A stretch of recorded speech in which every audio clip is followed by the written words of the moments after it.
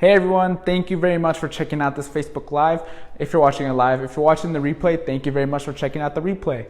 As you can see, hopefully as you can see, we have a better lighting system going on. There are some shadows in the background, but we're going to be getting another light source because definitely we want to go ahead and improve the quality of the content that we put out there to make sure that you are well informed about going solar. So, like I said, my name is Anibal Mijangos and I'm here with Sivana Solar in the Sivana Solar headquarters. In this video, we're going to be talking about the 3 misconceptions of solar. Now, definitely we talk to homeowners on a daily basis, and every single time that we talk to them, different people have different misconceptions when it comes to solar. A lot of people, they reach out to their family and friends who have already gone solar to get their experiences, their opinions. A lot of times it's a very, very positive experience, but there are a few times where it is a negative experience. And these people that we talk to, they use their friends and their family's negative experiences as their own in order to make their decisions. Now, it's always great to reach out to family and friends and to look for reviews, but definitely it's always a lot better to receive the information and education yourself in order to make a better, well-informed decision, because of course solar is a huge investment. It's going to be paying off a lot, and it's going to have a lot of value to you and to your family and to your home in the long run. But of course, it's always a lot better and very important for you to receive that information before going solar. So we're going to be talking about the 3 top misconceptions that we've noticed when talking to homeowners in order for you to receive better information so you can make a better decision. Very first one is, of course, solar is expensive. Let's go ahead and write it on the board.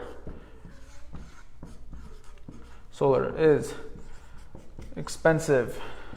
So this is something that I have come across a lot here, so you can see it real quick.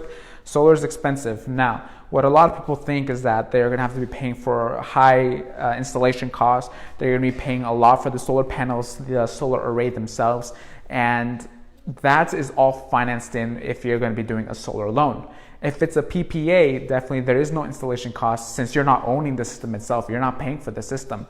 So when a homeowner actually sends us their utility bill and we create a proposal, they often see that it's actually not as expensive as they thought it was going to be.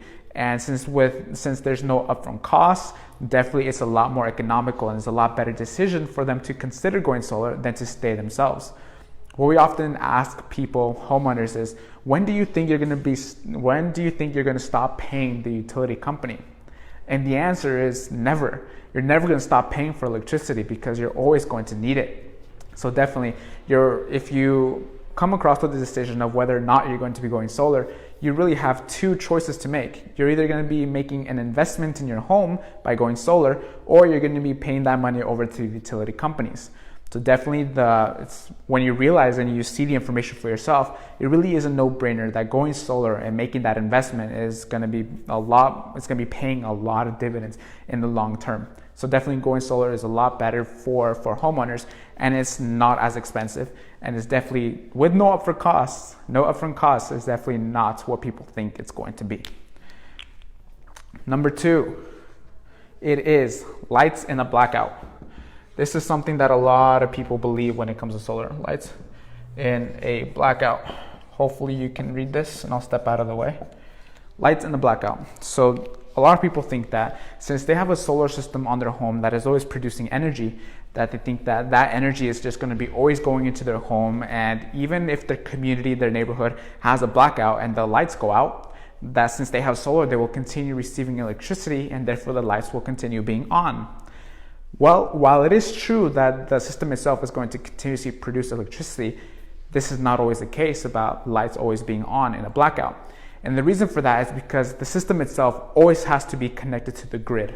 So let's go ahead, and I'll just go ahead and draw a quick little figure for you guys so you can see. So this is the home. We have the solar array here. We have, pretend this is a little electricity line post. So the solar panel in the home always needs to be connected to the electricity grid at all times by law. This is called an on-grid system. So what ends up happening is when the power goes out and the lights go out in the neighborhood, the system itself also has to shut off. And the reason for that is because when the system is producing electricity, all the excess electricity has to go back to the grid. In the event that the home doesn't have a battery,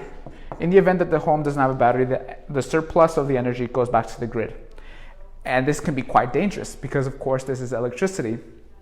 So when there's a blackout and we have people over here working on the power lines, it is a safety hazard for them working on the power lines and knowing that electricity is coming back onto the power lines themselves.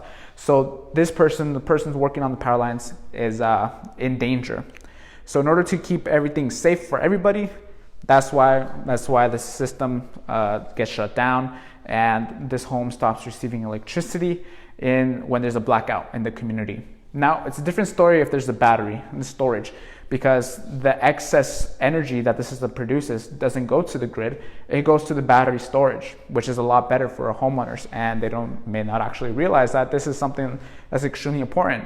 So whenever a homeowner talks to us about this situation, we always encourage the battery, the storage, because definitely we want people to have full control over the energy they produce and become energy independent from these utility companies. Steven, can you actually pass me the eraser real quick? I'm just gonna go ahead and erase this. But definitely, this is one of the biggest misconceptions about going solar, and hopefully you guys have a better understanding of this. So yeah, just to clarify one more time, only because the lights go out in your community, in your neighborhood, it does not mean if you have solar that your lights will continue to be on. If it's an on system, it's an on-grid system, definitely your lights may go out as well. So let's go on to the third one. This one is huge, okay? System size is equal to house size. Can you see that? Here, I'll step aside real quick. So a lot of people believe that whenever they're going to be receiving a proposal for their solar system, it's going to be completely dependent on how much roof space there is. Meaning the bigger the house, the more roof space, the more panels that are going to be put on the home itself. And this is not the case whatsoever. And the reason for that is because a big home may consume a little bit of electricity and a small home may consume a lot of electricity. So the size of your system is fully dependent on how much electricity you consume. That is why when we create a proposal, we always look at the past 12 months of energy consumption in order to create a system size that will go ahead and match your needs per se. So we have come across big homes that consume the same amount of energy as small homes. Therefore, the small home and the big home will go ahead and receive the same system size. So remember, it is not dependent on your house size, because only because we can fit a lot of panels on your roof does not mean that you will need all of that electricity. It's fully dependent on how much energy you consume, and that's why we look at the past 12 months to create a system size. Now, let's go ahead and talk about the fourth one. I know we said 3, but here is a bonus misconception, and that is solar equals lean.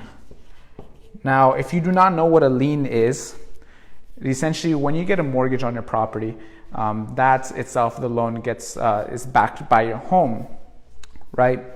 So that's essentially what a mortgage is. So in the past, there's these two specific programs called Hero and Pace. Here, I'll see if I can fit it in, or I'll put it off to the side over here. Hero, Pace. So if you're seeing this video and you know what these two are, then definitely hopefully you did not get screwed over by these two programs. And the reason for that is because in these two programs, when you went solar, they put the solar loan on your property taxes. That means your property taxes just shot up like crazy. So whenever you wanted to refinance your home, or if you wanted to sell your home, essentially you could not do so because there was a lien on your property. Now, there are multiple programs available to homeowners now that prevent this from happening. We do not want a lien on your property. That is why all the loans that we offer for going solar, it's backed by the system itself, not your home, meaning that there is no lien on your property. So definitely, if you're going to be talking to a solar company about going solar, make sure that this is the case, because putting a lien on your property can be quite troublesome down the line. Make sure you fully understand what you're getting into, and make sure you read all the terms and conditions, because you do not want to put yourself in a tough situation later down the line when you're trying to refinance your home, when you're trying to sell your home. It's a lot better to make the proper decision and to be well informed now. Because remember, going solar is a big investment that a lot of people love, but then if they do it incorrectly, it's a big investment that a lot of people end up hating.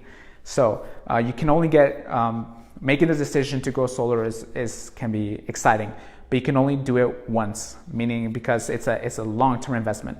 It's a lot better to do it right the first time than to feel guilty and regretful later down the line. So make sure you have the best information, the best education when going solar. I'll go ahead and step out of the way so you can take a look at these 4 once again.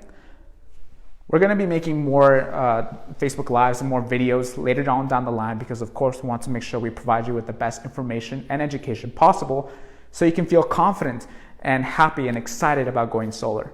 So definitely, if you have any questions, make sure to reach out to us. You can reach out onto our website, sivana.solar. Essentially, it's this, www.sivana.solar. Or you can just go ahead and drop a comment on this Facebook Live on this video, and then we'll go ahead and answer your questions. If you think that someone that you know, a friend, family member, could use this information, make sure to go ahead and share it with them. Hit that like button if you got some awesome information out of it, and we hope to see you on the next video. Have a fantastic day, everyone.